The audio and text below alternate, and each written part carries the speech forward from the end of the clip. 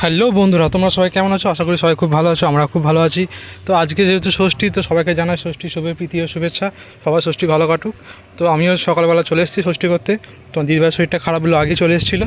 তো আমি আর ষষ্ঠীর দিন সকালে এসেছি। তো দেখতেই পাচ্ছ, এটা আমার ষষ্ঠীর খাবার। তো আমার শাশুড়ি মা আমাকে যত্ন সহকারে সব কিছু দিয়েছে, মিষ্টি, চিড়ে, দই, মুরগি যা দেওয়া সব দিয়েছে। তো এবার আমরা ষষ্ঠী করবো, ষষ্ঠী করে খাওয়া দাওয়া সেরে তারপর দুপুরে লাঞ্চ করবো। যেহেতু অনেকটা বেলা গেলো, কেন যাওয়ার সময় গাড়িতে জায়গা পাইনি, প্রচুর ভিড় ছিল বলে ইয়ে হয়নি। তো যাই হোক, আর একটা কথা ছিল, আজকে হচ্ছে আমার জন্মদিন। তো সেই সূত্রে আমার শ্বশুরমশাই আমার জন্য কেক নিয়ে এসেছিলো। তো সেই কেকটা দুপুরে কাটা হয়নি, রাতেরবেলা কাটা হলো খাওয়া দাওয়া সেরে।